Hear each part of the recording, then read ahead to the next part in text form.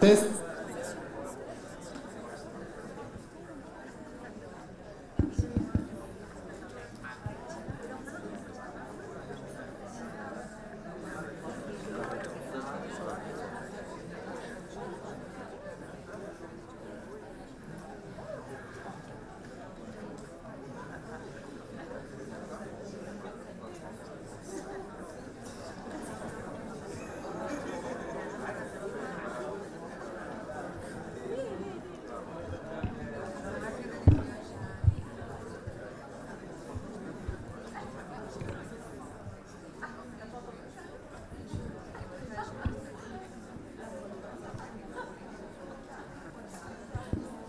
Please have a seat.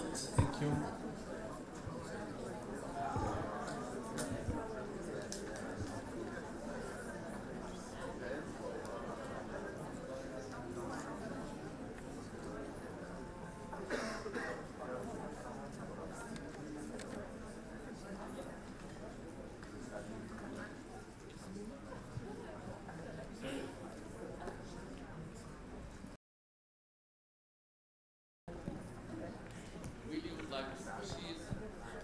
Welcome back, and it's my privilege to chair this first substantive session of this EuroMeSCO Annual Conference 2018.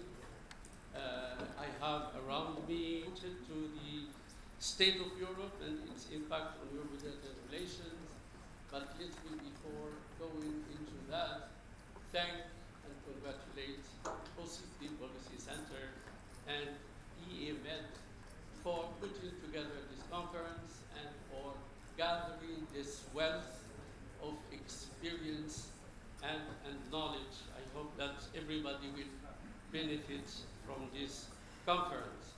Around me I have Katarzyna Pilinska Nawacz, a former ambassador of Poland to Russia and former Undersecretary of State with the Ministry of Foreign Affairs of Poland and Director of ID Forum. I have also on my left Ibrahim al-Badawi, President of FIMAIS, Iliana Olivier,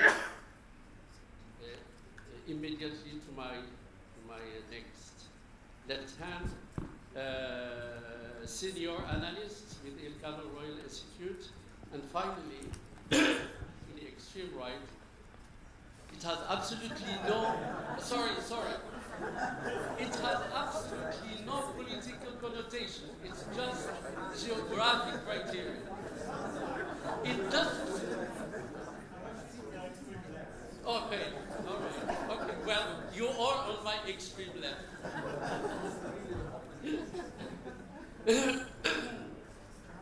But before, you will never find a diplomat who will chair, former diplomat who will chair a session without saying anything of his own. So before giving the floor to the panelists, let me just share with you some introductory remarks, and here I will switch to French, just to prove that I can also speak a second language. Alors, à peine sorti de la crise de 2008, la crise financière et économique, l'Europe se trouve confrontée à d'autres crises et à d'autres défis. Sur le plan interne, l'Europe avait et a géré la sortie de la Grande-Bretagne, le Brexit. C'est la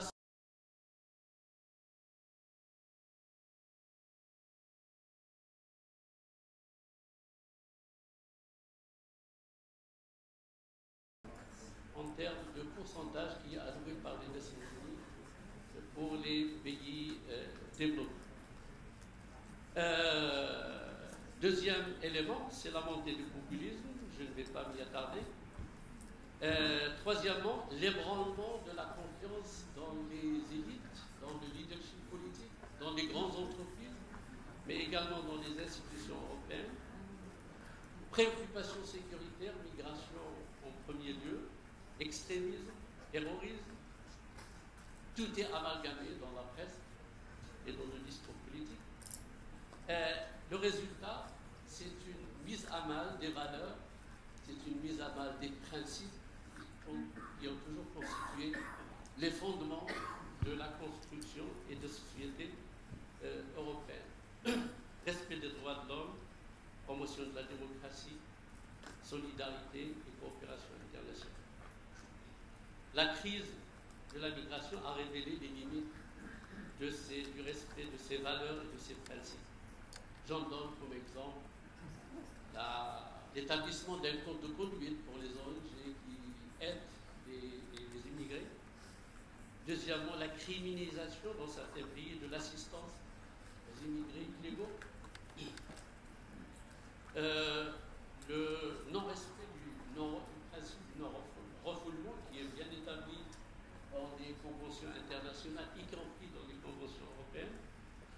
Sur le plan institutionnel, en 2018, l'Europe, l'Union européenne, est appelée à se prononcer sur un nouveau contrat européen, sur le devenir de l'Union européenne, sur le sort de l'eurozone, et il est appelé à développer la réforme du règlement de Berlin, pour ne citer que quelques principaux changements.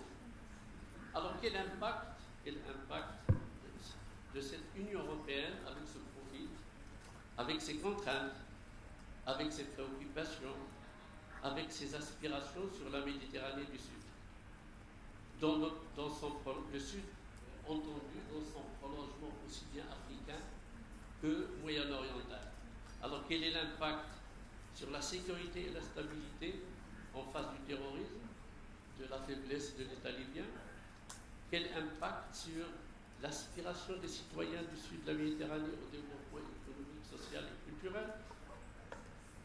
Et quel impact sur le renforcement de la gouvernance démocratique dans le flanc sud de la Méditerranée? Tout à l'heure, l'ambassadeur d'Espagne nous a invités à remuer nos consciences. On a parlé également d'essayer de réfléchir en dehors des sentiers battus. Et le thème qui a été choisi ici, c'est de changing lenses to perceive the Euro-Mediterranean partnership. Alors, est-ce qu'il faut uniquement changer les lenses ou do we have to change or do we have also to exchange the lenses so that each and everyone will see the realities of the others so that we can really come up to a common understanding of what is the real interest, the strategic interest of both the South and the Mediterranean region to really and finally build up this long-promised real partnership. I will not continue. I will ask our panelists, whom I think you can find a very extensive profile in the know-how documents that have been distributed, so I will not present each and every one of them. We are running out of time. I will ask each and everyone, please, if you can, do your best to stick to 10 minutes. You have been promised 15 minutes. I'm asking you to make an extra effort of only 10 minutes so that we can leave at least 40 or 30 minutes to the audience to fire you with their questions. First of all, I will give the floor to Catalonia. You have the floor.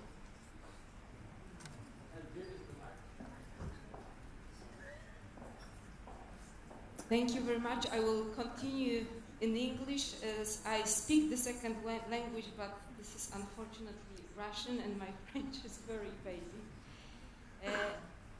I'd like to thank you very much for the opportunity to be here.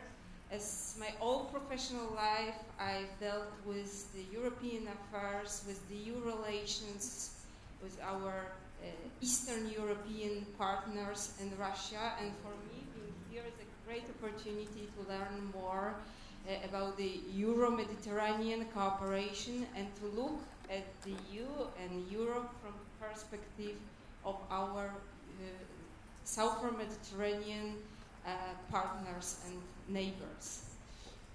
Let me start with two general remarks.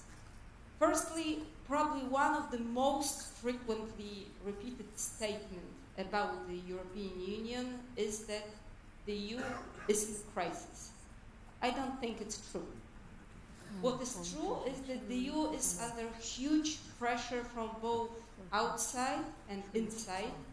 This obviously has a very strong impact on the way it functions and its ability to cooperate with the external partners. However, in most cases, the source of the problem is not in the Union as such, but in global processes on the one hand and individual member states on the other. Therefore, I strongly believe that the EU should be considered first of all as a part of the solution than part of the problem. And secondly, while talking about the worrying changes in Europe, we often forget that paradoxically we live now in times of prosperity. Economically, the EU is in pretty good shape. GDP has been up for the 4th year in a row, and the forecasts for 2019 are also quite good. The worrying tendencies we have been witnessing in Europe definitely go beyond down-to-earth economic perspective. We cannot deny that the problems we are facing today are really serious. And here are 4 key tendencies which are disturbing European countries and are crucial to the EU's ability to act effectively, regionally and globally. Firstly, the soaring wave of populism. This has been already mentioned here several times. The populists are political powers which offer simple, radical solutions to existing problems, and such parties have already come to power in several member states, countries, including my country, Poland. In many others, they've become much more popular and have made it into parliaments for the first time in history. Even if the populists are not in government, they stimulate the radicalization of political discourse. Mainstream parties try to compete with them by emulating their narrative and political strategies. And the best example of the latter is the recent political to get the upper hand over the populist right-wing alternative for Germany in Bavaria. Secondly, the problem of populism is linked to another phenomenon, rising fear of excessive migration. Although this problem is theoretically common to the whole of Europe, it represents completely different challenges in individual member states. In my country, migration from Africa is a purely theoretical issue, as such migration is non-existent in Poland. Nevertheless, this phantom problem is being used by the government to mobilize political support for the ruling party. Along with Hungary, Austria, Slovakia, Czech Republic, and several other member states, Poland constitutes a faction within the EU which argues very strongly against receiving migrants from Africa. At the same time, Poland has accepted a lot of labor migrants from Ukraine, around 1 million over recent years. This migration is perceived positively, and experts keep saying that if Poland is to maintain its current pace of economic growth, we need like 100,000 more such workers from abroad.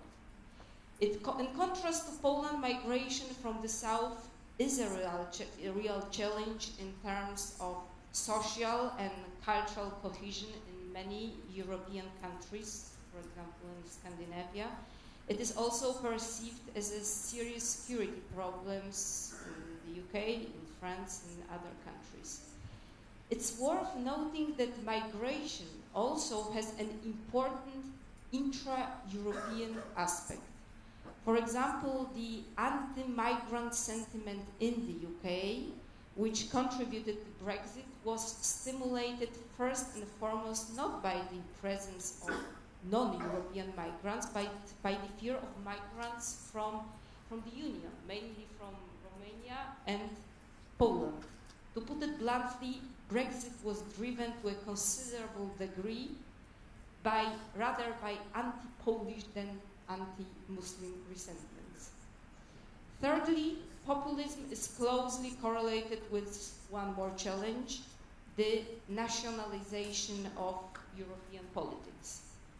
Populist politicians from member states are more inclined to think about European affairs in terms of zero-sum game.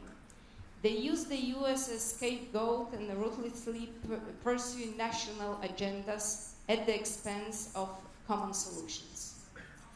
Unfortunately, quite a few Europeans are buying into this kind of narrative. The paradox is that many of the challenges the Europeans face at home can only be addressed by common policies. Individual member states cannot solve the migration problem. They cannot address the growing tensions in transatlantic relations. They cannot resist the pressure of global corporations or counterbalance the growing influence of China. The nationalization of European policy not only hampers the decision-making process in the EU, but also changes the character of this process. The most urgent solutions are forged in small circles of most determined states, and a good example of this is the recent negotiations on migrations and the new security initiative proposed by France, dedicated only to selected like-minded member states. And last but not least, Europe suffers from a deficit of democracy. The problem has been usually associated with the lack of democratic procedures and transparency in Brussels.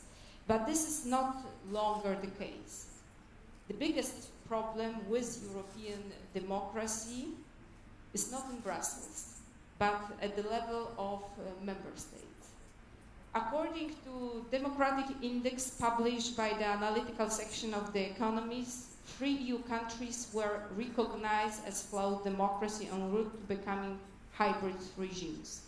Furthermore, in a report by Freedom House, 2 of the 15 countries which saw the greatest falls in the level of freedom last year are EU countries, Hungary and Poland. To sum up how these developments will and have already influenced the EU's foreign policy and in particular its engagement in the Southern Mediterranean.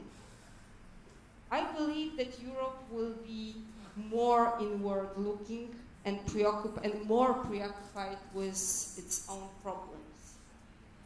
We should also expect in the EU's foreign policy that it will be more driven by domestic consideration. The EU activity with regard to the third countries will focus on issues directly linked to political stability in the Union and its member states. The EU will be perhaps more interested in protecting itself rather than projecting its power in other regions. And last but not least, the EU will be less interested in playing a role of a normative power and will be less interested or less capable of supporting transformation in the third countries, in particular in the sphere of rule of law and human rights. I will stop here. Thank you very much.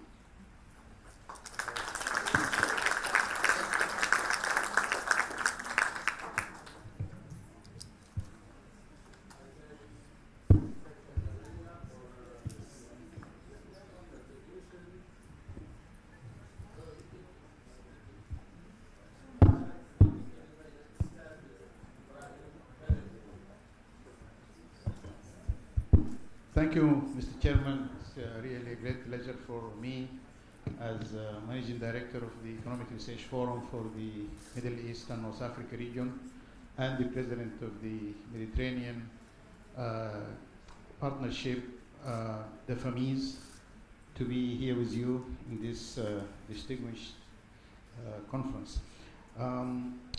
Let me start off just saying, just very briefly, three aspects of the context in terms of the European Southern Med Partnership. The first aspect is that there is a small size of trade between the two regions. The share of the Southern Med in the total European trade is about 4.5%, very small.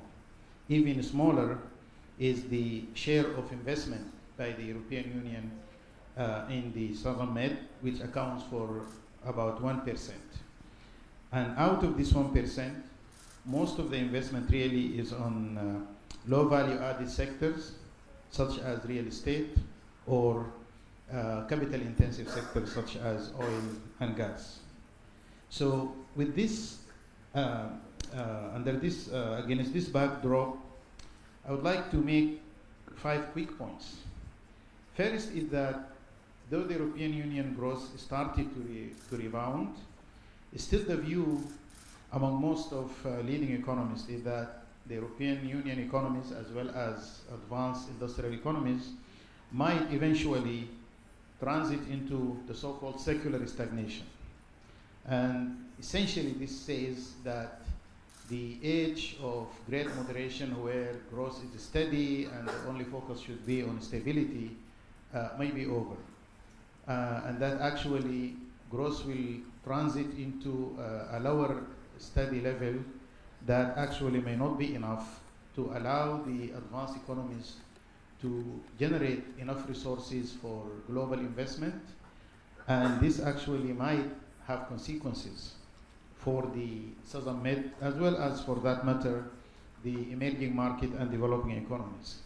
And this is definitely one key aspect from the EU developments at the level of the global economy that might have consequences for the development and especially the achievement of sustainable development goals. In fact, the UN department in charge of sustainable development characterized this potential aspect or development in the global economy as a very serious, might constitute a very serious setbacks for the capacity of emerging and developing economies to achieve the sustainable development goals.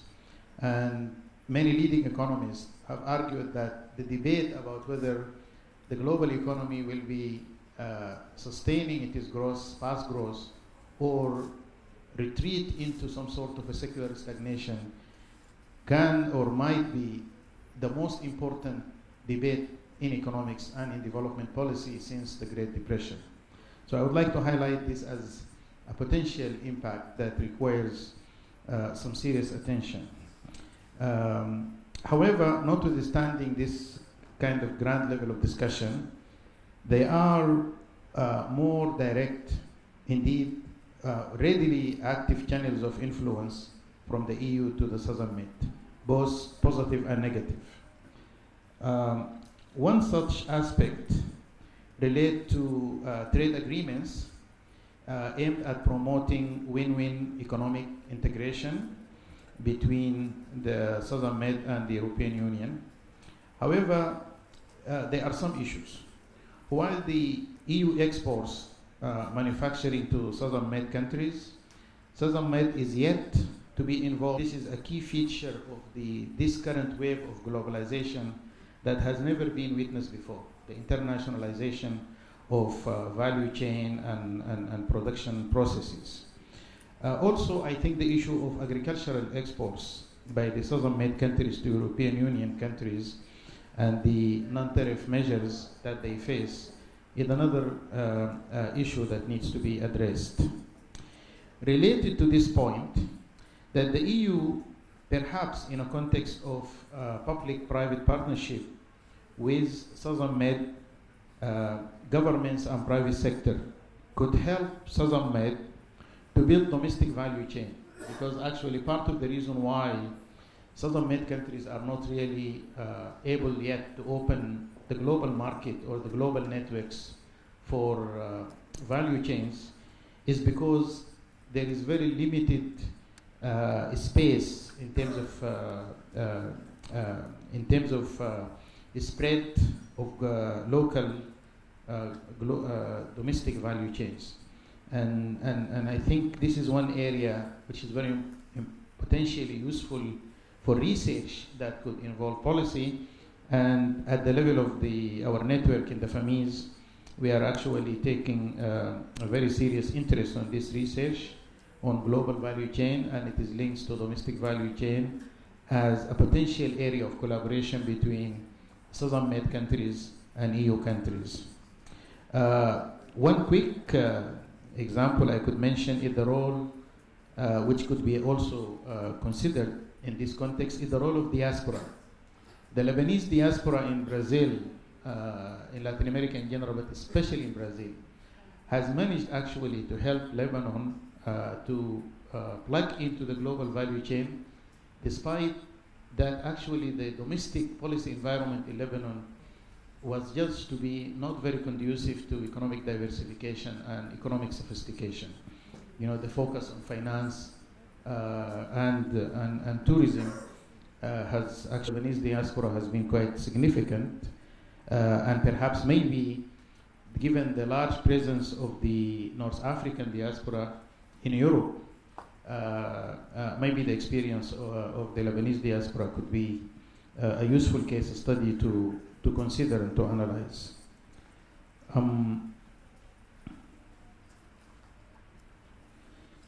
The EU also, moving to another angle, seems to have adopted a de facto security approach to the crisis of refugees and immigrants. And this creates problems both, of course, for the EU as well as for the SouthernMed countries. And we think that from an economic perspective, economic development perspective, there is need for long-term development approach anchored on tripartite partnership in terms of regional cooperation and development among the EU, SouthernMed, as well as the neighbors of the SouthernMed. These are the sub-Saharan African countries. In fact, the FAMIS annual conference last February was held in Valletta, Malta, focused exactly at this issue, that this tripartite partnership involving not only the FAMIS and the involving not only the European Union and the countries and the SouthernMed, but also the neighbors, and these are Southern African countries, might be actually very useful to promote the kind of development and stability that would be needed for this kind of a long-term solution to this kind of crisis. Finally, Mr. Chairman, I would like to also highlight a very positive thing coming from the EU with important consequences for the development of the SouthernMed, which is the strong commitment by the EU to green development and environmental sustainability. This provides a very important enabling context or environment to SouthernMed countries, as well as possibly influence their environmental policy choices. And I think perhaps the Moroccan mega solar energy project is a case in point that could be used as a model to be mainstreamed to other EU, to future EU SouthernMed initiatives. And this is an emerging issue for development and research. And again, this is an area that we at FAMIS have a lot of interest in at the level of research and policy outreach, which is the prospects for development through green development and green industrial policy. Thank you.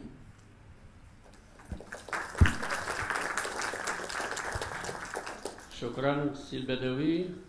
And now I would like to give the floor to Iliana Olivier. Thank you very much, and and thank you very much to the organization for inviting me to this event and to this panel. I would like to start with an apology because I am not an expert in Mediterranean issues. I work on development studies, and we conducted a study at Elcano Institute with my colleague Aitor Perez on the potential impact of Brexit on EU development cooperation policy. So, what I would like to talk about is those three issues in less than 10 minutes, I promise. We have this common belief in the development cooperation community that when it comes to EU development cooperation policy, Germany has a strong interest in the East. France, Italy, probably Spain have a strong interest in the MENA region, and then the UK has a very strong interest in sub-Saharan Africa. And in general terms, this might be true, this is true, for sure, but when analyzing the potential impact of Brexit on EU development cooperation policy, we also saw that there might be other or evolving interest on the part of different EU members. So the Brexit process is also revealing some things and some ideas about political interest of EU members regarding development cooperation policy. And then I will add a couple of ideas on what might happen under the next multi-annual financial framework.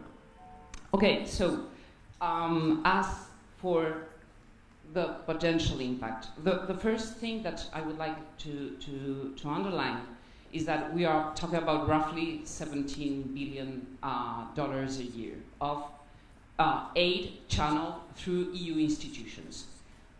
Who is contributing to these funds? So, of course, those contributions are aligned with the general contributions of the EU member states. So, the heavyweights are the old suspects, so Germany, France, the UK, Italy, Spain. So UK is the third contributor to these EU development funds. And so Brexit might mean that EU institutions might have roughly $2 billion left after Brexit. So what this study we conducted for the European Parliament, what our main research question was what is going to happen with those $2 billion. So we don't, the short answer is we don't know, but the long answer is that will depend on how the UK reshapes its own development cooperation policy after Brexit. So we built three different scenarios.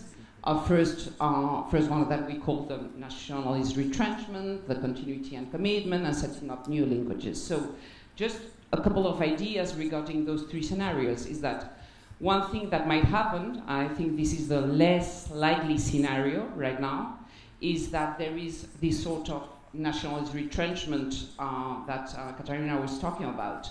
And so there is a cut in UK aid spending, and also funds are relocated according to British traditional interest, and so are reallocated following the bilateral pattern of British aid. A second possibility that we have called continuity and commitment is that the UK sticks to this budget, and these funds are partially reallocated still through EU institutions. Because there are interests, I will talk about this later, there are strong interests on both parts for keeping a collaboration between the UK and the rest of the EU member states on development cooperation issues.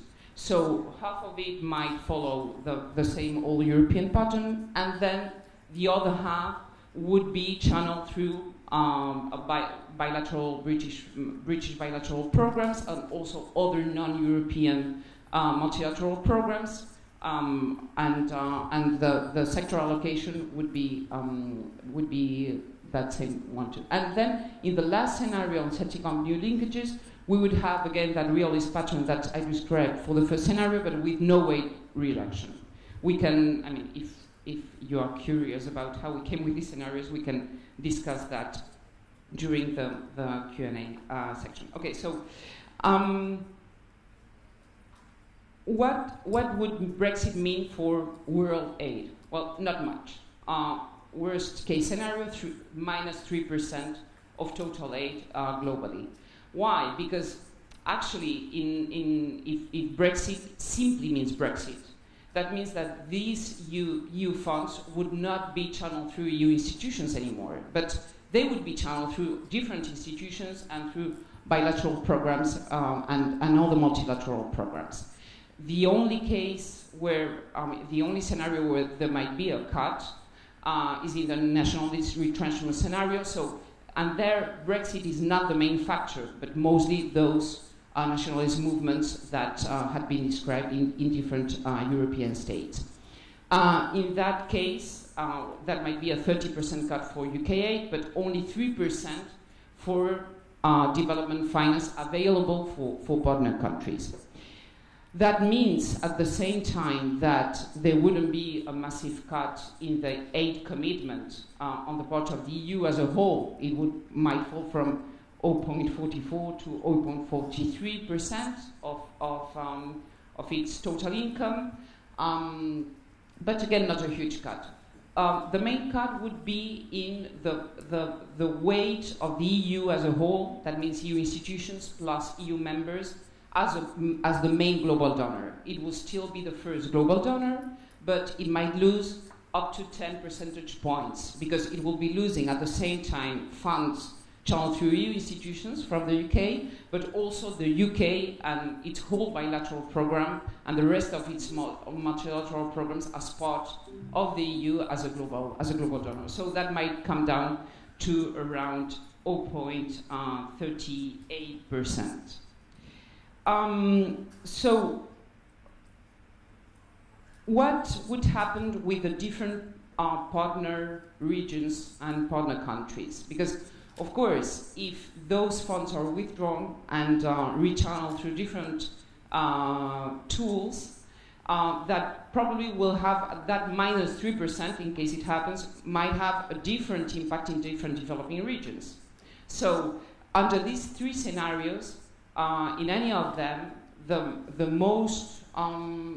region with the highest impact when it comes to this cut is precisely the MENA region, and also the East European neighborhood.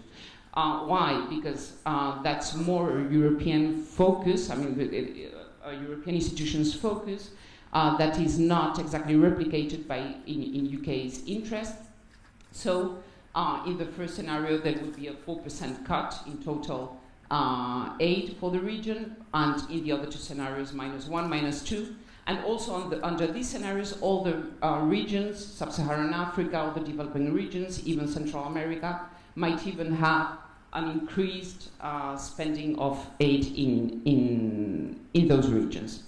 Okay, so that regarding the impact, but also this process of Brexit is also revealing different things about the EU and different EU members' political interests when it comes to development cooperation. So there is that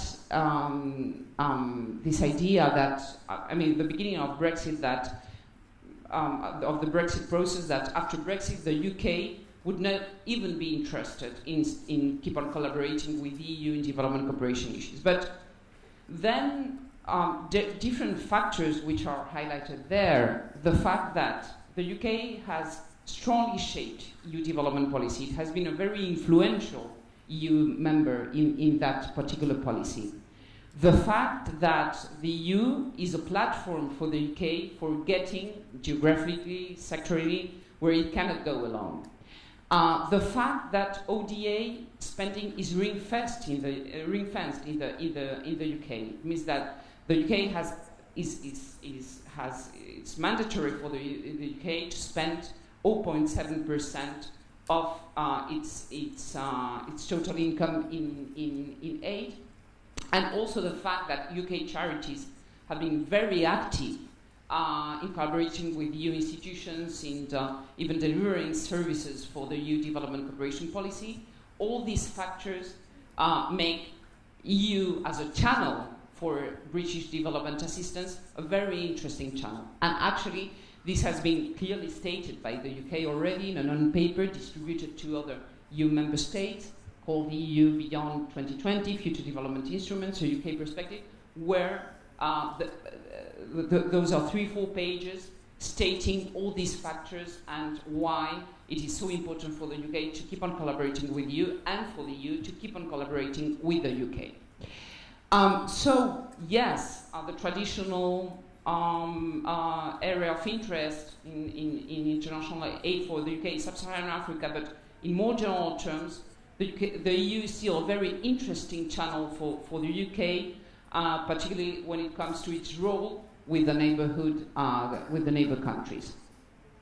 And also at the same time, at the beginning of the Brexit process, there was this common belief that Sub-Saharan Africa would fall off the EU aid wagon if there was a Brexit, because the main partner which was interested in Sub-Saharan Africa was the UK. But meanwhile, the UK is leaving this area of interest, of influence in. I'm talking about the EU development institutions and forums, and other relevant member states are jumping in and with a very strong narrative of the importance of Sub-Saharan Africa for the European Union. Mainly Germany, which has this initiative called the Marshall Fund with Africa, not for Africa. And also, well, finally, just a short note, there are several debates going on, the multi-annual financial framework, the post-Cotonou discussions, and also this proposal of a neighborhood development and international cooperation instrument that would gather all the previous external foreign policy tools of the European Union. So what happens in this case is that the division between the ODA funds for mainly under the framework of the Cotonou Agreement, under the Fed, and the funds that were channeled through a different instrument, which is the neighborhood policy, would all be condensed in one single instrument aimed at enhancing partnership and dialogue, security and peace, migration, human rights, human development. So all the development and security goals of the European Union as a whole. So in that case, there will probably be let's say, a reshaping and rebalancing of interest and of lobbies for assigning this general fund to different sectors and to different regions. And anyway, what is for the time being is being discussed is in any case a 13% increase of the whole fund, so up to 123 billion euros. I'll stop it here. Yes. Minutes, so I'll stop it here.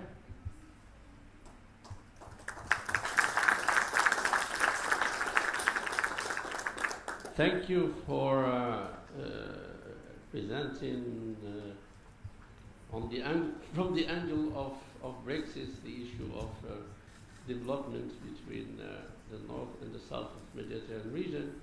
And now I turn to Mr. Gilles Bertrand, our last panelist, before going to questions and answers session. Thank you very much, Mr. Chairman. And thank you for the invitation to address this event. It's actually fairly rare when you're an EU official to be part of a panel where the first intervention says that the EU is part of the solution and not part of the problem. I had come prepared, as usual, for an EU bashing session where I would have to explain that all we do is not bad, etc., because we have that habit, especially in Brussels, to find these think tanks that criticize us, and we go to these meetings and they criticize us and we say, you know, it's not that bad, and then we leave and we meet again 3 months later. what is really interesting is that I believe the presentations that have been given by the three previous speakers are precisely not of that type. They are not sort of songs to the glory of the EU. I don't think we need that either.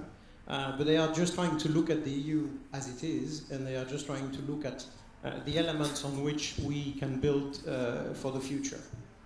I think I would like to make still two remarks on this. The first one is that a lot of the aspects that are pointed to as evolutions in the EU are first and foremost the EU adapting to evolutions that are larger than the EU, that are global in nature, and I think that was stressed already by previous speakers. There's changes in technology and information technologies in particular, social networks, the way democracies perform or do not perform. There's changes in our climate and our environment. There's changes in demography. There's changes also in concentration of wealth that are questioning the very tenets, the very ways in which, or the very basis on which we've built the greatest period of stability over modern history since the Second World War, and they force us to look again at what makes, well, at our principles, at our policies, and to adapt to them. They are challenging the way jobs are created or destroyed. They are challenging the way democracy operates. They are challenging the way our patriarchal societies, especially on the southern side of the Mediterranean, but also on the northern side in a way, operate. There are many challenges there on which we basically have to accept that we need to adapt, and we need to adapt fast if we do not want to be outpaced by what is happening. And I would say possibly because of this, what we have is that there are many things or many elements that are sliding in the public and the political debate. And I would stress not that much necessarily in public opinions. I would really invite you to look at a number of studies that have been made on public opinions in the EU. There was the one by the Pew Institute on being Christian in Western Europe. There's a number of elements of tolerance indexes that are being calculated in a number of countries. It is interesting to see that the populations and the way they behave are not necessarily in line with the rather high levels of hysteria that you perceive in the public debate on a number of issues. But when I say that some things are sliding, I mean that slowly you start listening, you start hearing people questioning democracy or mentioning it as just liberal values or Western values, as if that had actually never been written down in any constitution anywhere in the world, as if these elements had just been sort of pushed on some of the countries that liberated only 25 years ago from dictatorships. You have that slush where migration becomes Muslims, becomes extremism, becomes terrorism, pretending to forget that a lot of the terrorism we have faced in Europe is also home ground, that a lot of the terrorists who have actually operated attacks on our soil were actually EU citizens, and a lot of them had grown in Europe, and that therefore maybe there are questions that we should ask ourselves that make more sense than just saying, oh, they came from the outside. Not even questioning, that would be more for the media, not even questioning any statement by Daesh that says it's one of our martyrs who detonated himself, and not asking, is that just not recuperation? Is that just not pretending that that person has suddenly a link to that organization? These are all elements that are creeping into the public debate, that are polluting it, and in front of which we need, I think, more than ever, people like you to act also as compasses, and not as compasses for ourselves, for the institutions, but also compasses for the greater public. So I would actually argue that you should also reach out and be ready to be more vocal than towards the general public than maybe you are, and that maybe we tend to be, because the public debate is already changing, and there are elements that just because you are repeating them 5 times, 10 times, 20 times, from outright lies become truths that everybody repeats. And at that moment, when you're an organization like the EU, which in many ways is a super tanker and needs years to agree on things and to deliver on them, looks at the long term, etc., it's of course extremely difficult to react. I mean, we're not, already 25 years ago, the EU was not very good at short-term statements and crispy positions. I mean, with Twitter, Facebook, etc., it's become in a way even worse and even more difficult. We're a bit untweetable. I mean, 280 characters is not enough. It's just 10 characters per member state. So, so I think this in the background is important, and that's really something where we need you to give us the more strategic elements on which we have to focus, and to make sure that whichever fog is present there can be sort of left aside. Against that picture, I think you can argue that the EU, with all its limitations and with all its weaknesses, remains a predictable partner, which these days is not that easy to find on the world stage. We might be even too predictable sometimes, and we've noticed that some of our partners are abusing this, but that's part of life. We remain a partner for the long haul. I think we remain a partner that no country in the Mediterranean would question will still be there for another 10, 15, 20 years, trying to address with these countries the challenges that it is facing. Also because we have no choice, also because, as was said this morning, this sea is our sea. Your problems or the problems of the South are the problems of the North. There's no doubt about that, but that makes us also a partner for the long haul. It makes us a partner that also operates on the basis of a community of values, and I think that community of values is actually more robust than it sounds when you listen to particularly the vibes or the surface of the public debate. And as I said, it also relies on a common destiny. Whatever happens to that sea is basically a problem for the South as much as it is for the North. The migration issue, the economic issue, the human links between our countries, all of this basically brings us to a conclusion, which is that the EU could not be prosperous if the south of the Mediterranean is not prosperous. It's just as simple as that. And I think when you compare it with partners like the EU, like like the US, like China, like Russia, who might be more, or might sound more easygoing on some aspects, like human rights or a number of others, you can actually argue that we are probably the partner with whom there's more potential to continue working together. Peut-être je voudrais aussi insister sur quelques éléments, quelques décisions qui ont été prises dans les derniers mois et qui permettent à l'Union européenne de répondre au moins en partie aux défis dont on parlait. La haute représentante dit souvent que la politique européenne de défense a fait plus de progrès dans les 10 derniers mois que ce qu'elle en avait fait dans les 10 années précédentes. C'est vrai. Nous avons, à travers la mise en place du PESCO et de la possibilité de coopération renforcée, à travers la mise en place d'un centre de commande pour toutes les opérations militaires non exécutives, à travers la mise en place d'un fonds européen de défense. Pour ceux d'entre vous qui connaissent l'Union européenne depuis longtemps, l'idée, il y a 10 ans ou 15 ans, que la Commission européenne mettrait en place un fonds européen pour la défense, c'était de la science-fiction. Je pense que n'importe quelle commission qui l'aurait proposé aurait été invitée à démissionner collectivement. Aujourd'hui, c'est quelque chose qui est devenu normal parce que c'est devenu à la mesure des enjeux auxquels nous faisons face.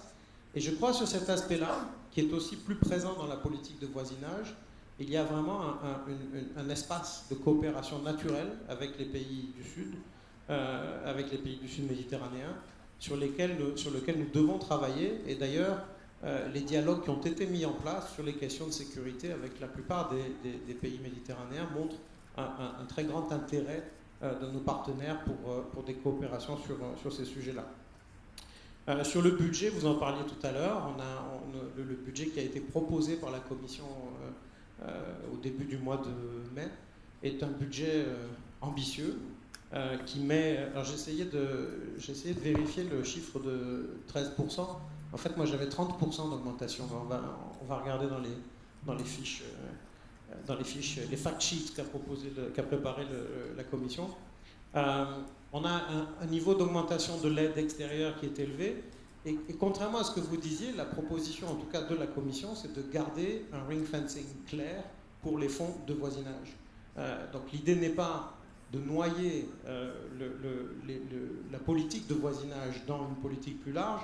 L'idée en réalité, c'est de ne pas être contraint par des instruments qui ont des logiques opératoires et bureaucratiques différentes, mais de pouvoir, si demain nous décidons de mener une action, par exemple, qui demande d'impliquer des pays qui sont aujourd'hui des pays ACP et des pays qui sont aujourd'hui voisinage et des pays qui sont aujourd'hui sous l'instrument de développement, c'est-à-dire par exemple tout simplement le Golfe, la Corne de l'Afrique et les pays du nord de l'Afrique, avoir un seul instrument pour le faire, plutôt que de devoir entrer dans des tuyaux différents pour parvenir à mettre les choses en œuvre. Donc l'idée n'est pas de noyer le voisinage, de la même manière que les discussions en cours sur la réforme de Cotonou n'ont pas pour objectif de noyer, entre guillemets, l'Afrique du Nord dans la masse plus large de l'Afrique, mais c'est au contraire de pouvoir utiliser mieux les synergies qui sont évidentes entre la région du voisinage et ce qu'on appelle parfois les voisins des voisins, pour faire simple. La politique de voisinage, telle qu'elle a été réformée l'année dernière, elle permet, à travers les instruments qu'elle a mis en place, d'avoir une approche qui est plus adaptée à chaque partenaire, d'avoir une approche, comme je l'ai dit, dans laquelle la sécurité peut jouer plus de place. Mais au-delà de la sécurité, c'est cette approche de résilience qui est peut-être un peu un concept fourre-tout, mais qui en même temps dit clairement que, évidemment, il ne peut pas y avoir de démocratie sans stabilité, et évidemment, il ne peut pas y avoir de stabilité à long terme sans démocratie. Et que si ces deux éléments-là ne parviennent pas à avancer d'une manière ou d'une autre en séquence, les problèmes auxquels nous faisons face dans le sud comme dans l'est d'ailleurs du voisinage ne peuvent pas trouver en tout cas une solution ou en tout cas les pays qui sont concernés ne peuvent pas construire une résilience supérieure face à des chocs qui ont eu lieu, qui continueront à avoir lieu parce que c'est un peu la logique. Est-ce que la politique de voisinage est moins transformative que ce qu'elle était avant? Je ne sais pas, parce que je crois que l'Union européenne n'a jamais eu la prétention d'imposer des systèmes politiques à des pays contre leur gré. Elle a toujours eu la prétention, la volonté d'accompagner des changements qui étaient portés par les gouvernements eux-mêmes. D'abord parce que c'est impossible d'imposer un système sur un autre pays. Ensuite parce que de toute façon, la coopération et la logique du more for more et la logique d'être capable de soutenir les partenaires autant qu'ils le nécessitent était là depuis le début et finalement est toujours présente dans la logique de la politique de voisinage. Et enfin, sur l'aspect migratoire, c'est vrai que l'aspect migratoire a pris une importance notamment médiatique et politique énorme en Europe dans les dernières années.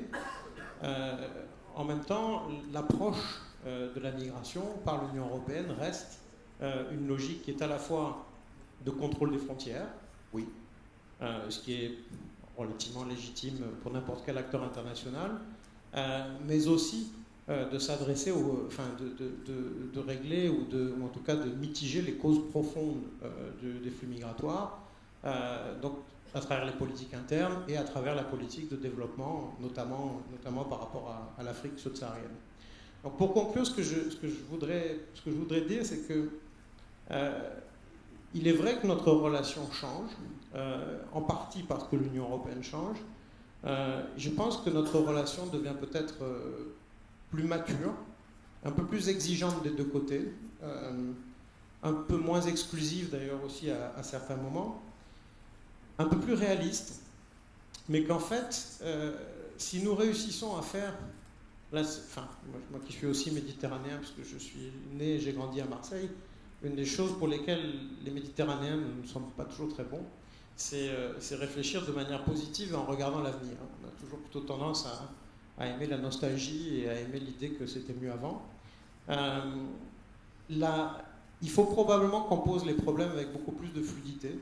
Il faut probablement qu'on regarde d'abord le monde dans lequel on entre, et ensuite comment ensemble en tant que région nous pouvons nous adapter à ce monde-là. Mais la possibilité en fait de renforcer ce partenariat et de le rendre plus mature est là. Et puisque vous aviez parlé de changer de regard sur le partenariat euro-méditerranéen, j'avais cherché une phrase qui correspondrait à quelque chose, et j'étais tombé sur celle d'Antoine de Saint-Exupéry qui disait que aimer, ça n'est pas se regarder l'un l'autre, c'est regarder ensemble dans la même direction.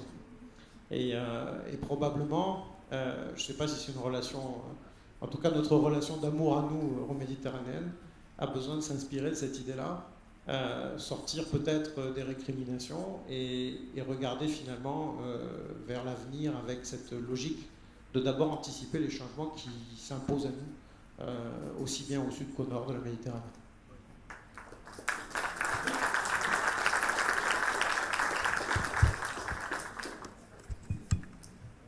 Merci, M. Gilles Bertrand. Il était le dernier panéliste. Nous avons exactement 40 minutes et j'ai été sommé de terminer cette session exactement à 13h. Donc nous sommes les seuls à être entre vous et le déjeuner. Je demanderai à ceux qui prendront la parole pour poser des questions, à ce que, ils s'introduisent, ils nous indiquent l'institution à laquelle ils appartiennent. Ils peuvent soit poser la question en français, soit en anglais. Je prendrai 3 à 4 questions, une série de 3 à 4 questions, et puis par la suite, on reviendra pour une autre série de questions. Si vous pensez pouvoir ou devoir orienter votre question vers un panéliste ou une panéliste déterminée, soyez libre de le faire, sinon nous allons tous conjuguer nos efforts pour essayer de répondre à vos questions. Donc je commencerai d'abord par ces quelques idées.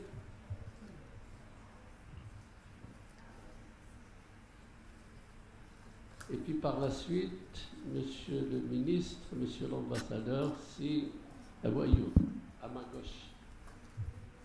Jawad Kardouti, je suis président de l'Institut marocain des relations internationales situé à Casablanca et membre bien sûr de EuroMeSCo. Alors ma question s'adresse à M. Gilles Bertrand sur 2 aspects. L'aspect sécuritaire, et effectivement, je suis d'accord avec vous que ce problème de sécurité et notamment de migration doit être traité ensemble entre l'Union européenne, de mettre des plateformes dans les pays, notamment d'Afrique du Nord. Et là, je ne vous cache pas que c'est une proposition qui n'a pas beaucoup été acceptée, notamment au Maroc, parce que ça serait finalement transférer le problème aux pays sud-méditerranéens au lieu de les traiter eux-mêmes, alors que nous voulons traiter ensemble. Il ne s'agit pas pour nous de se dédiner, comme on dit,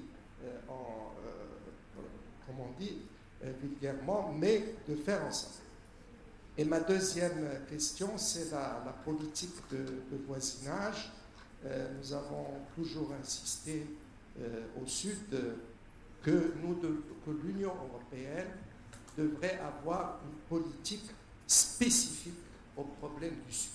Ça, nous n'avons jamais compris qu'il y a une politique de voisinage qui comprend les pays de l'Est européen, les Balkans, et je pense que le Sud a des problèmes spécifiques et nous souhaitons, c'est un souhait, que l'Union européenne puisse avoir une politique spécifique pour les pays du Sud, et je vous remercie.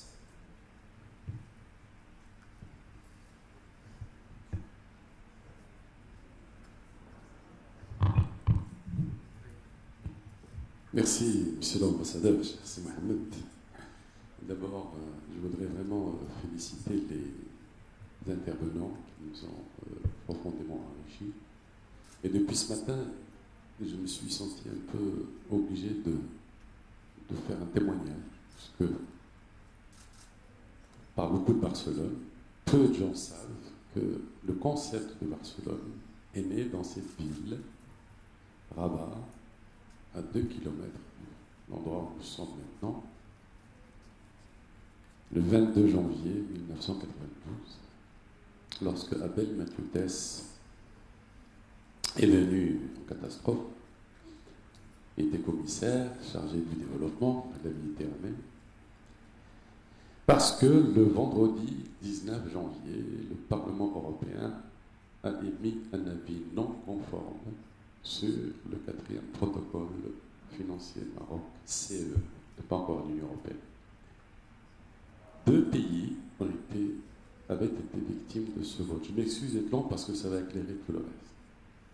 Le Maroc et la Syrie. C'est-à-dire qu'avant, une demi-heure avant, on avait voté l'Algérie, la Tunisie, l'Égypte, qui, en 1992, avait un niveau de performance en termes de droits humains supérieur au Maroc, bien sûr. Nous avions réagi le samedi matin en expulsion de la flotte espagnole des eaux marocaines. Le lendemain matin. Naît la crise et le concept de Barcelone s'est construit autour d'une table sur ce qu'était la première proposition marocaine en octobre 1983 dans les conversations exploratoires pour l'admission de l'Espagne et du Portugal. Nous avions proposé la zone de libre-échange, juste pour mémoire. Mathieudes est parti, Madame Marine, dont je salue la mémoire ici, il est mort il y a 1 an et demi, a pris à bras-le-corps ce dossier, et je dois vous dire que la Méditerranée, concept de Barcelone, était partagée intimement par l'Espagne, un petit peu par la France, un petit peu par l'Allemagne, et rien d'autre. Nous avons mis 2 ans à convaincre les Européens sur ce concept de partenariat méditerranéen. Et je dois vous dire, en toute humilité, dans le sud de la Méditerranée, il n'y a pas beaucoup de clients intéressés. Ça, c'est la réalité. Aujourd'hui, dans l'Europe élargie, si on devait refaire Barcelone, je vous dirais en toute humilité, mission impossible. Je ne pense pas que ce soit possible. Et je rappelle simplement le sommet de Marseille sur le fameux fonds du voisinage EuroMeSCo et les fonds pour l'élargissement. Je dis ça parce que quelque part, à part la mort d'Isaac Rabin qui avait bloqué le processus de Barcelone d'un point de vue politique, c'est cette aggravation incroyable des inégalités et qui a provoqué tout le reste. Et ma question,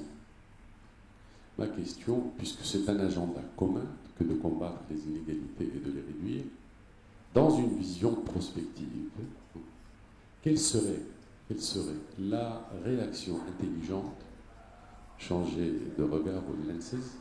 What could be the alternative to the way we thought Mediterranean? What can we do politically to enhance a new vision, a new project, and particularly under its democratic dimension? What meaning should we give to common values?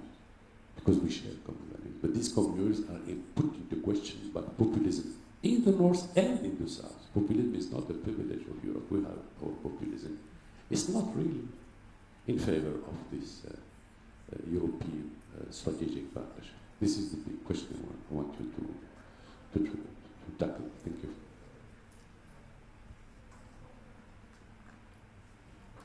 Khalid Chegraoui, Institut des études africaines, Université Mohammed V de Rabat. Juste une petite question, pas une question, mais juste un petit commentaire concernant la question migratoire et surtout sa relation avec les politiques et avec un certain nombre de tendances populistes. Ce serait aussi intéressant pour les pays européens, principalement pour la communauté européenne, de prendre en considération de nouveaux concepts concernant cette question de la migration, que le continent africain en totalité et concernant ces pays ne sont pas tous dans le même palier, c'est-à-dire exportateurs et sources. Il paraît très bien que presque 80% des migrants africains restent en Afrique. Aujourd'hui, on a une mobilité à peu près de 16 millions d'Africains qui sont au sein du continent, et il y a des pays qui souffrent eux aussi, comme bien sûr un certain nombre d'autres pays au nord, de cette question Et là, il y a aussi un autre problème, c'est qu'aujourd'hui, cette question de pays qui reçoivent et pays résidents, où il y a une forme de résidence et même d'intégration extraordinairement bien faite et même réussie pour certains pays, n'est pas toujours prise en considération dans les politiques étrangères et principalement de la communauté. Et là, j'aimerais bien rebondir sur ce qu'avait dit le professeur Bedaoui concernant la question de l'intégration, parce que ça a toujours été un grand problème. Et je me rappelle que dans les années 70-80, pour le gouvernement marocain, c'était généralement une sorte de mise en garde pour l'Europe de ne pas vouloir essayer d'intégrer totalement les migrants nord-africains dans les sociétés européennes, du moment que ça va être soit de mauvais citoyens européens et ils ne reviendront presque jamais de bons citoyens nord-africains. Mais l'exemple donné par Bedaoui concernant la communauté libanaise est assez édifiant. Et là, je fais la parallèle avec ce qui se passe en Afrique. Certes, la communauté libanaise est totalement intégrée aux Amériques, qu'elle soit nord ou sud. Bien sûr, elle reste liée à son pays d'exportation, le Liban, en termes d'aide et de relations multiples. Concernant le continent africain, c'est totalement différent. C'est une communauté qui est très active, très présente, mais qui reste quand même assez loin du concept d'intégration au sein de la société. Et là, par transposition historique, on reprendra un autre exemple, celui des Marocains, qui était aussi historiquement une société de migration. Et il y a toujours été une communauté marocaine qui a immigré avant d'aller en Europe. Elle est déjà partie en Afrique subsaharienne, où cette communauté s'est totalement intégrée dans le... Aujourd'hui, on peut parler d'une communauté marocaine au Sénégal, on peut parler d'une communauté marocaine au Mali, qui date à partir du XIIe, XIIIe siècle jusqu'à aujourd'hui, et même une communauté marocaine qui habite le Soudan, à l'extrême-orient. Et cette question de l'intégration, je pense qu'on devrait quand même la revoir et essayer de chercher cette transposition historique. Peut-être qu'il y a matière et leçons à prendre. Merci.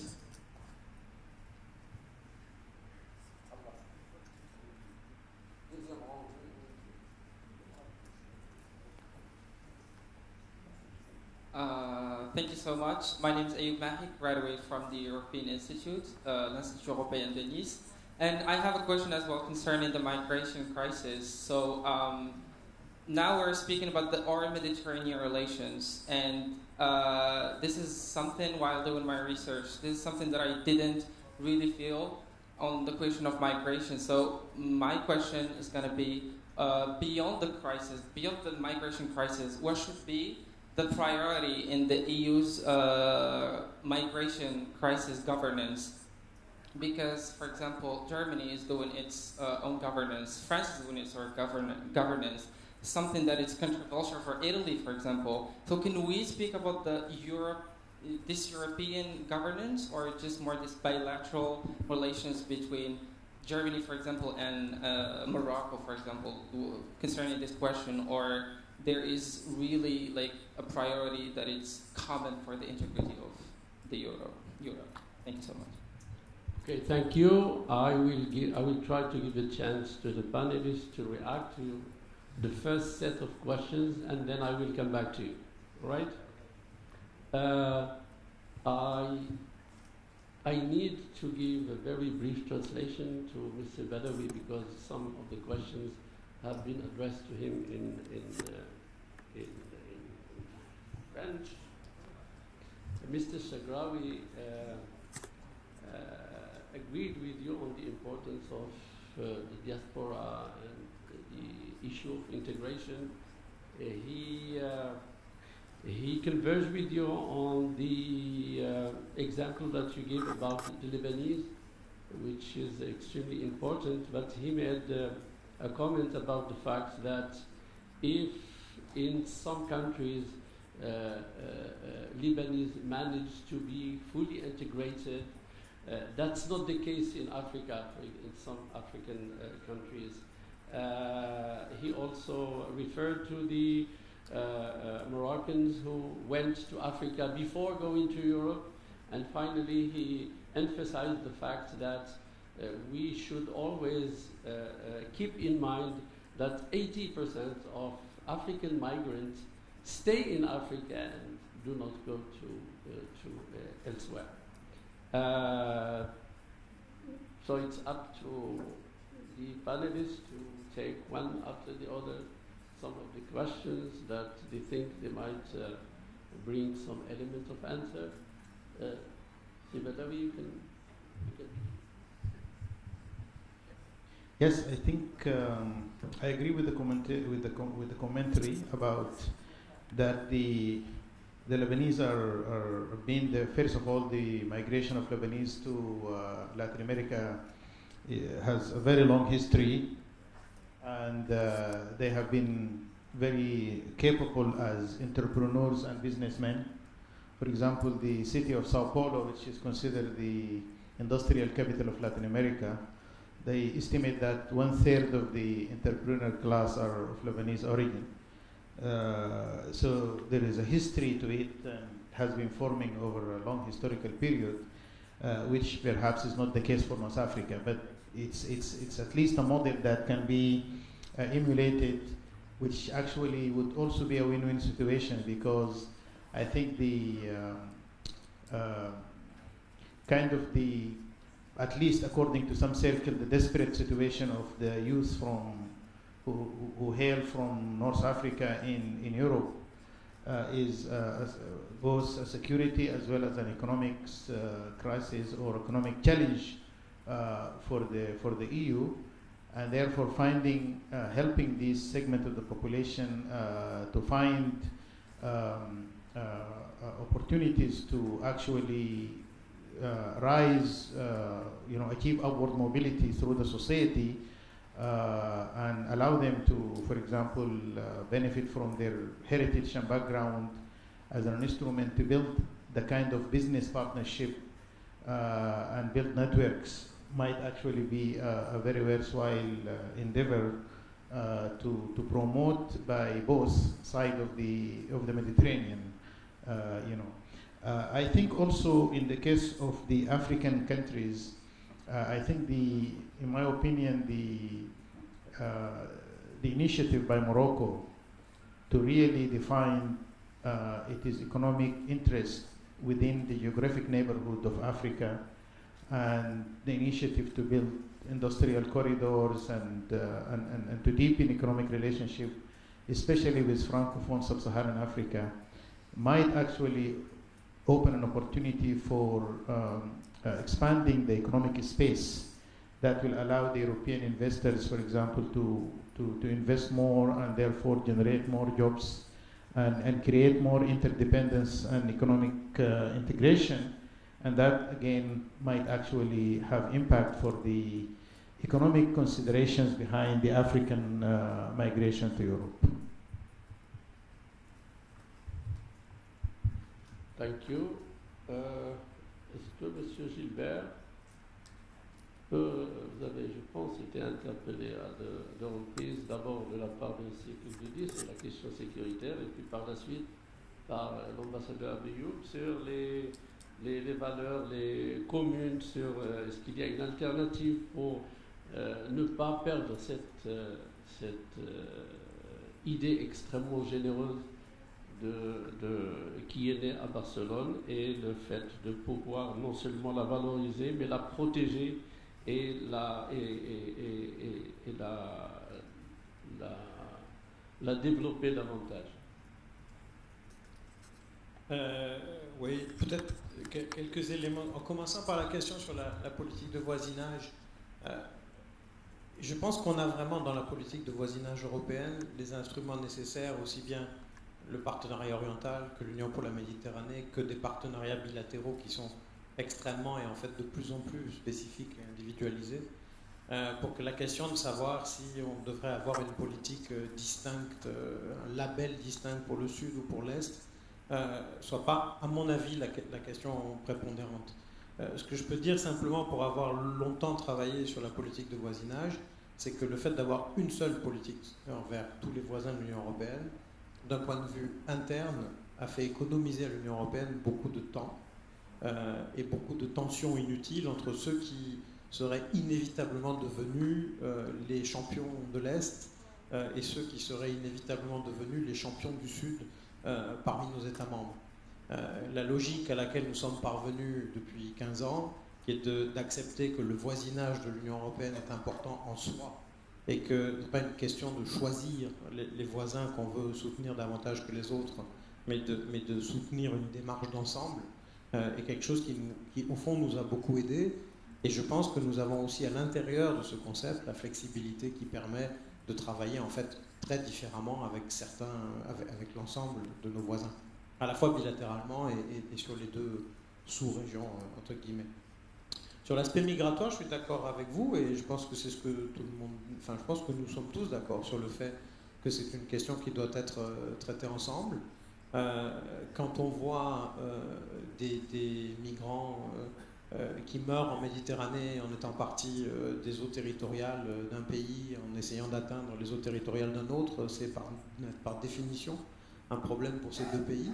A fortiori quand parfois vous avez des nationaux de ces pays qui sont sur ces bateaux. Je pense que la logique des plateformes de débarquement est quelque chose sur lequel nous devons encore aussi travailler ensemble. Je pense que la réaction négative initiale que vous exprimez, elle est aussi liée au fait que c'est une idée qui est venue assez tard dans le débat et qui a été mise en avant peut-être une discussion plus approfondie avec les pays partenaires potentiels. Donc je pense que là, c'est plutôt un élément disons, d'urgence politique, entre guillemets, mais que le temps, justement, pour réfléchir à comment ces approches plus rationnelles des flux peuvent être mises en place dans l'intérêt mutuel des pays participants, il vient maintenant. Ça aurait été mieux de le faire avant le sommet, mais vous avez bien remarqué qu'avant le sommet, tout le monde courait un peu dans tous les sens pour un certain nombre de raisons. Sur les valeurs communes, je pense que quand je parlais tout à l'heure d'une relation plus mature, j'ai le sentiment... En fait, c'est aussi lié au changement de l'Union européenne. Le fait même que, par exemple, le SEAE, le service extérieur, pardon, existe et que nous soyons devenus la voix, non pas seulement de la Commission européenne, comme c'était le cas avant, mais de l'ensemble de l'Union, avec les éléments de sécurité, les éléments militaires, des éléments diplomatiques autres, fait que peut-être nous sommes moins dans une politique plus déclaratoire que nous l'étions il y a 15 ans ou 20 ans, mais nous avons aussi derrière une gamme d'instruments et un poids politique et potentiel qui est beaucoup plus grand.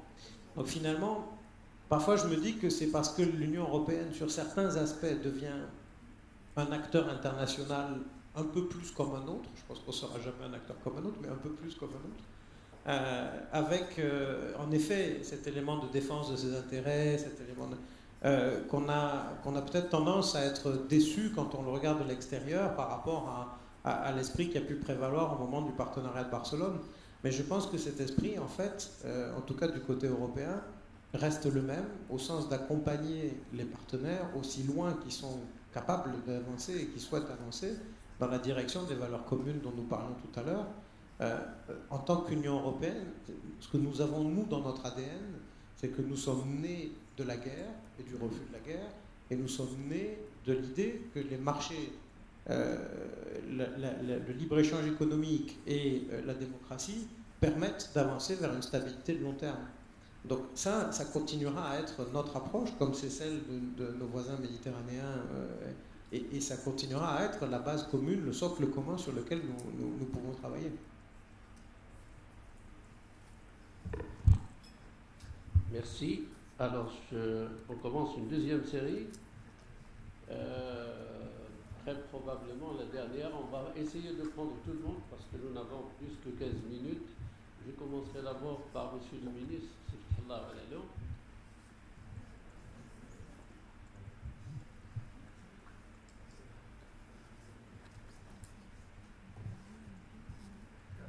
Je voudrais, Monsieur le Président, bien sûr remercier les intervenants. Une bonne introduction donc pour cette rencontre et remercier nos amis de EuroMeSCo de venir chez nous ici à Rabat. Je crois que on tourne en rond. Et comment faire pour dépasser tout ça? Barcelone, c'était un moment d'optimisme. Et d'optimisme parce que l'Europe a tenu compte à ce moment-là après l'adhésion des PECO, de la nécessité de tenir compte du sens du voisinage, au moment où on n'utilisait pas le mot voisinage. Et dans cette affaire, il est important de lier Barcelone à la conférence de Madrid et à Oslo, c'est-à-dire à l'intérêt que l'Europe accordait à la paix au Moyen-Orient. Aujourd'hui, ce qui est important pour les pays européens, c'est, me semble-t-il, faire une lecture de ces 10 dernières années, 2008-2018, des années de stagnation et de recul. Pour l'Europe, la crise. Mais cette crise elle-même, elle n'est pas seulement liée à la crise mondiale, elle est liée aussi au fait que l'Europe n'a pas maîtrisé son voisinage, qui pouvait aider aussi l'Europe à dépasser sa crise. Mais ces 10 années aussi, ces 10 années, c'est un recul du sud de la Méditerranée et de l'est de la Méditerranée. Et là, il y a certainement des responsabilités des pays du Sud, mais il y a aussi les Européens qui doivent tenir compte aussi, est-ce que ce blocage du partenariat euro-méditerranéen sur le plan économique n'a pas été aussi une des causes, bien sûr, de ce qu'on a appelé le printemps arabe. Et aujourd'hui, je crois, pour être optimiste malgré tout, on a besoin de revenir à Barcelone. C'est difficile, mais Barcelone a amené les 3 concepts, l'économique, le politique et l'humain. Alors l'économique aujourd'hui, c'est quoi? Il est important que le partenariat devienne un partenariat de voisinage, c'est-à-dire de partage des valeurs, de partage aussi de la production, de la coproduction. L'élément politique, à nouveau, il ne faut pas oublier que l'Europe, elle est à côté du Moyen-Orient. Ne pas intervenir dans ces affaires du Moyen-Orient, c'est dangereux pour elle. Et c'est là où l'humain, aujourd'hui, c'est l'immigration. Ce qui est grave aujourd'hui pour la question de l'immigration et des réfugiés, c'est qu'elle touche le modèle politique, démocratique de l'Europe. Et donc c'est dangereux pour elle-même. Et c'est pour cela qu'il est important qu'une Europe plus cohérente, plus rassemblée, c'est difficile de le dire aujourd'hui quand on voit ce qui se passe dans tel ou tel pays européen, est obligée de faire une lecture de ce qui s'est passé depuis 10 ans. Et à partir de là, donc nous, les pays du Sud, nous avons besoin d'une Europe beaucoup plus forte, plus homogène, plus cohérente. Et c'est pour cela qu'elle aura à jouer un rôle important à partir de cette lecture critique de ce qui s'est passé. Et à nous, bien sûr, nous aussi, dans les pays du Sud, on doit faire la même lecture. Merci.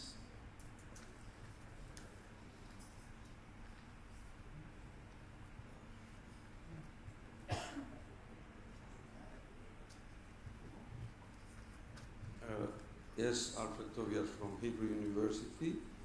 I want to refer to what our Polish speaker and as well as Gilles Bertrand has indirectly referred to.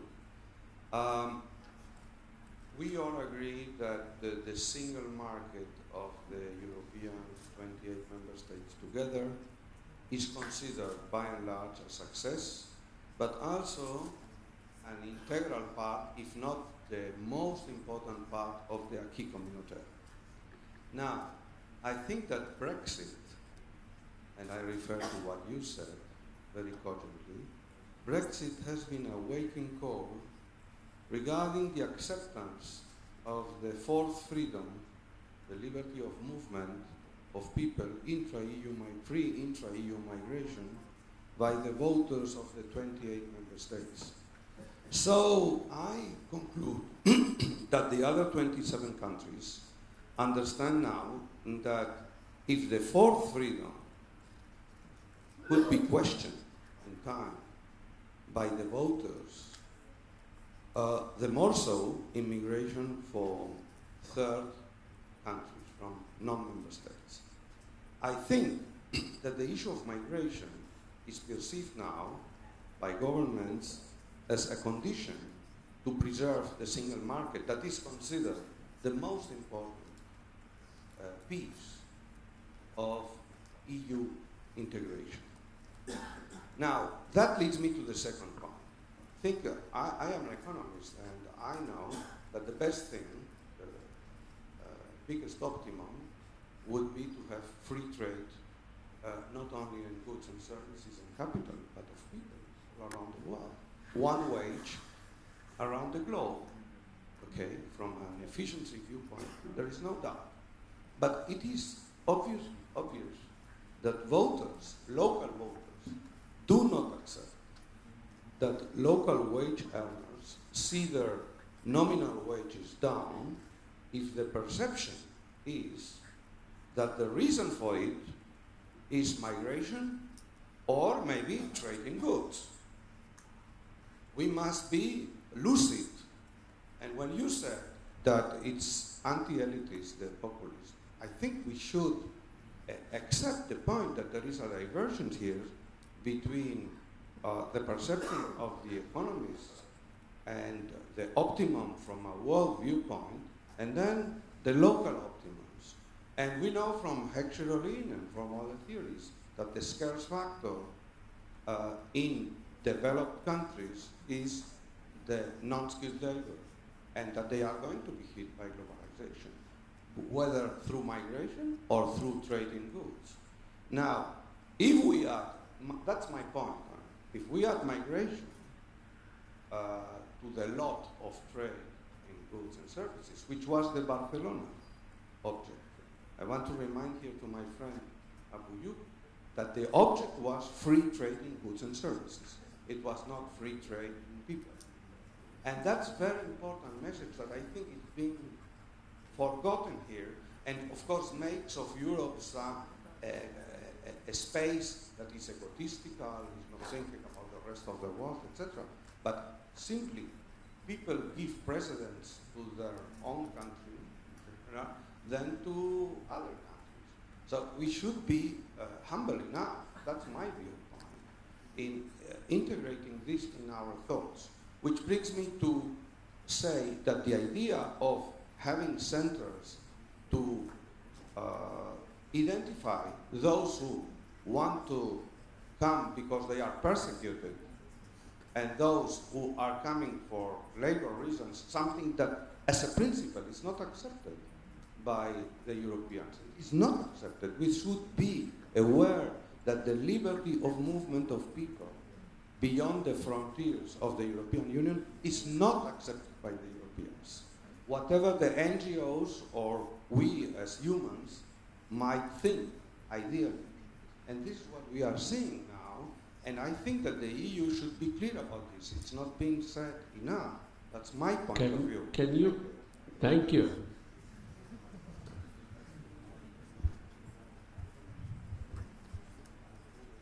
Please, we are left only with maybe 5 minutes. You have maybe 10 seconds to ask your questions, each and every one. And, okay.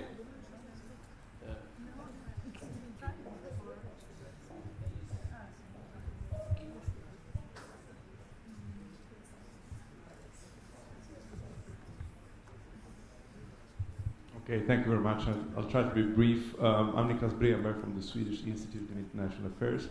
I have a question mainly to Dr. El-Badawi, and it's about the point you raised on global value chains. And you can make the argument that we're seeing global shifts taking place now where certain actors actually want to perhaps dismantle or at least change current global value chains. You can look at the US administration, which seems to be actually in the mood of dismantling global value chains in order to redirect economic activities towards the US.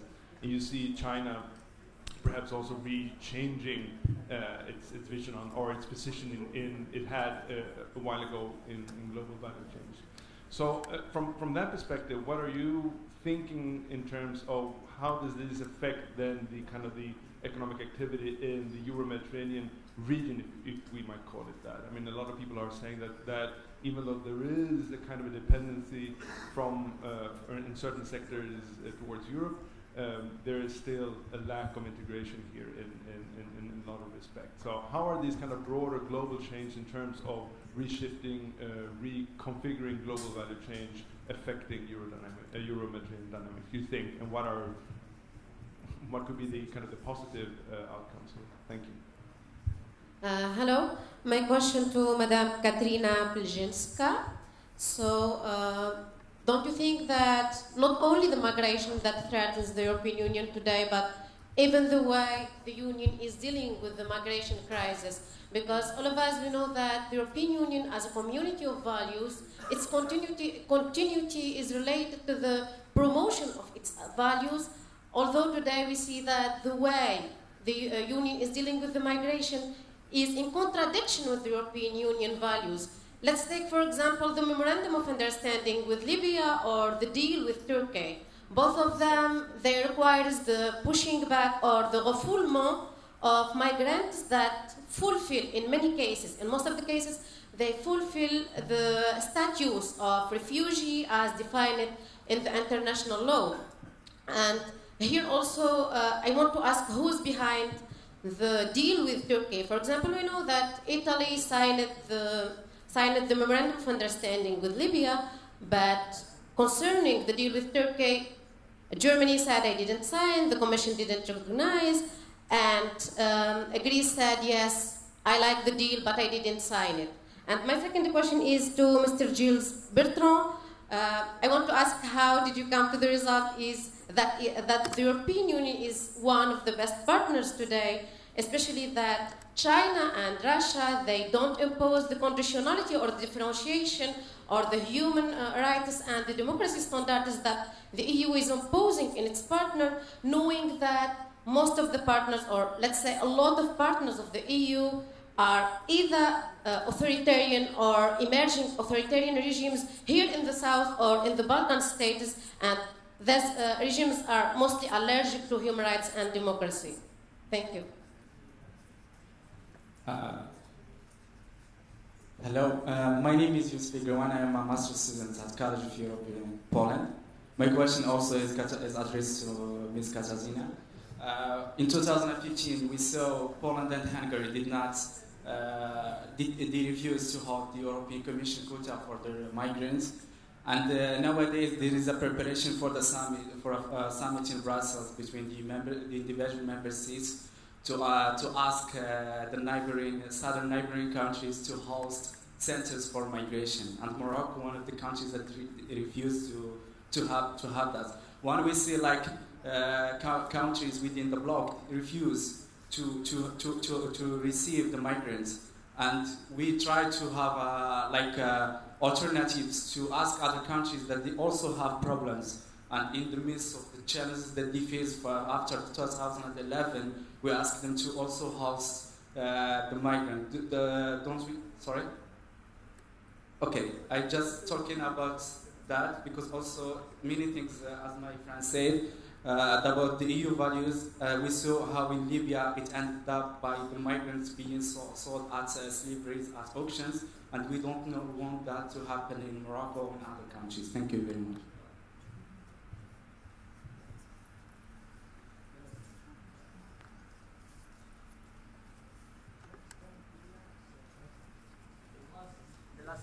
The last one. Keep it short. Yes, thank you so much, Mr. Lulukshi. I am Mohamed Bikri, Agency of Social Development. I would like to ask you, Mr. Lulukshi, before your experience and expertise during 30 years in the diplomacy field, what is the position of Morocco in the Union of Mediterranean, and what is the opportunity offered by this union for the Moroccan youth? But what is the opportunities and what is the add values for the Mediterranean Union for the Moroccan youth? Thank you so much for giving me the last one.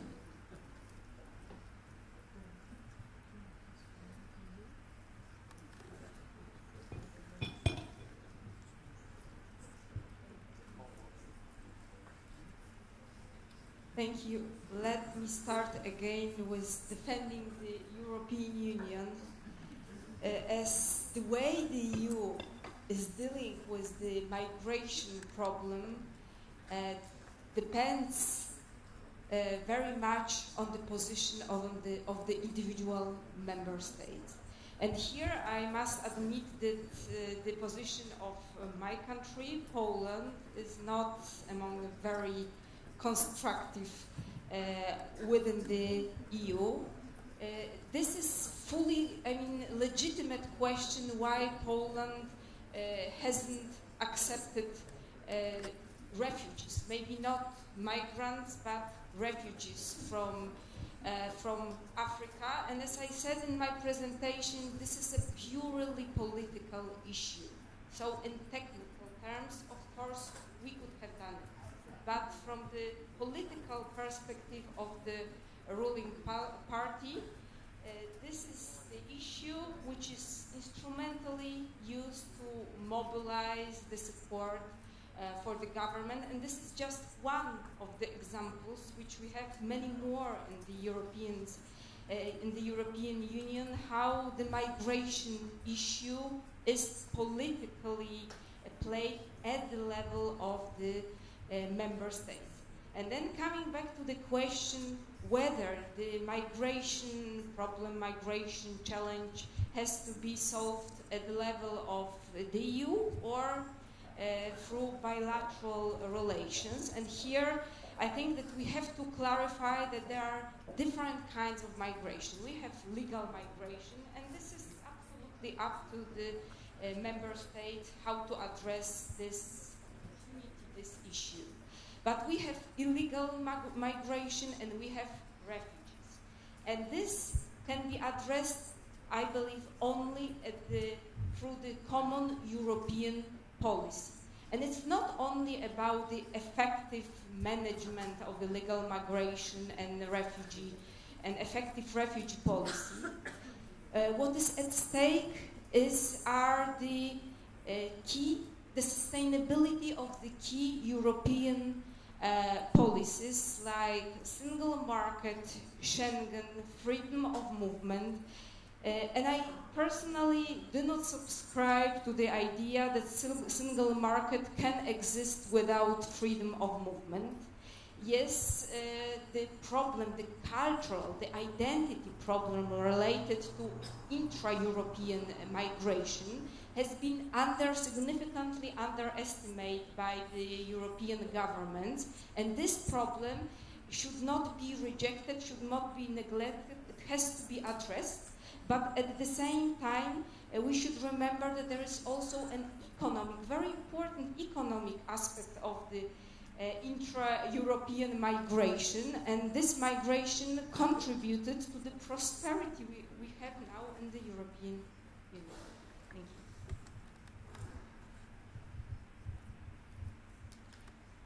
Thank you. Well, maybe pretty much starting from exactly what you just said.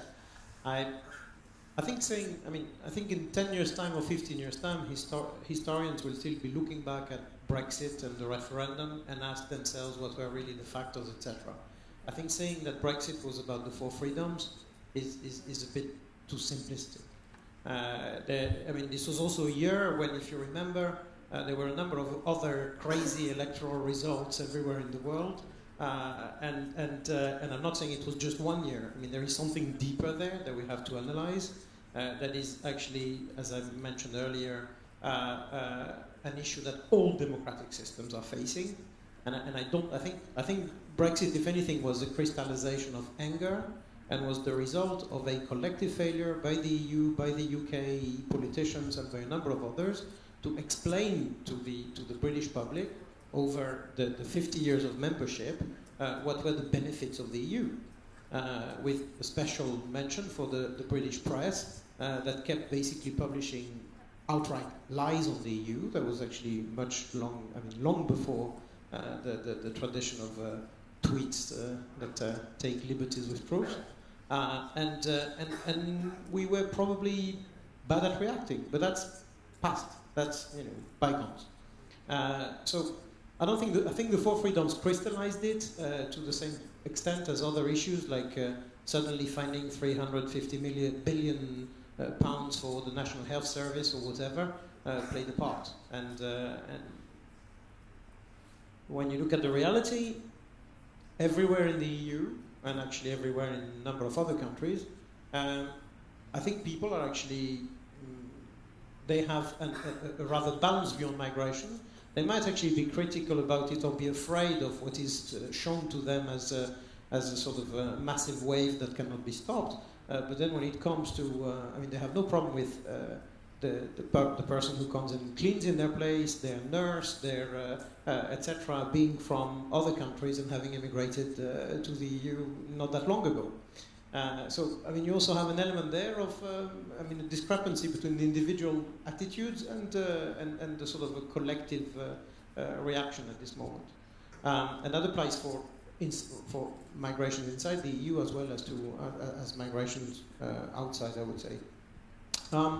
On the point that was made, the question on the partner and why I said we are, it's not a question of being a better partner, and we are actually among the partners who believe that you can actually have very good relations with the EU and still have also very good relations with other major partners, which is not necessarily the case for all the, it's just the points that I mentioned. It's the points about predictability, it's the point on being there for the long haul, it's the point on the community of values.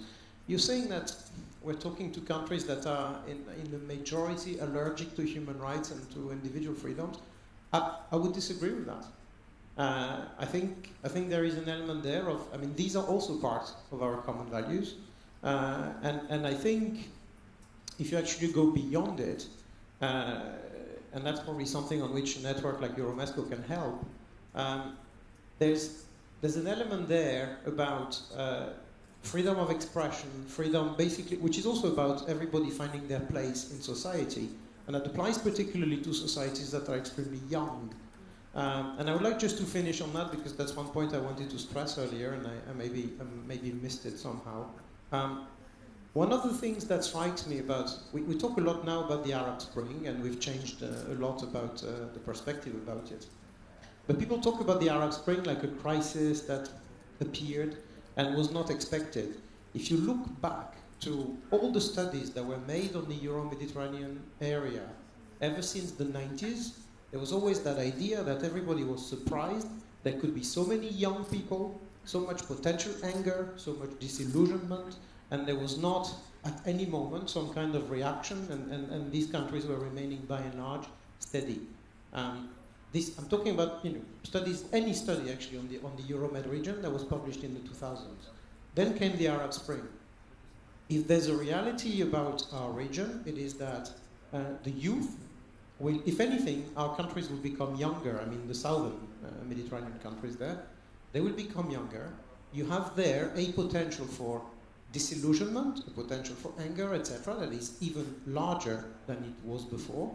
And this one has to be addressed. And there you're looking at economic aspects, you're looking at political aspects, you're looking at a number of other elements for which I would argue that we share a common understanding of how you try to address it, and I think we are ready to work together on that.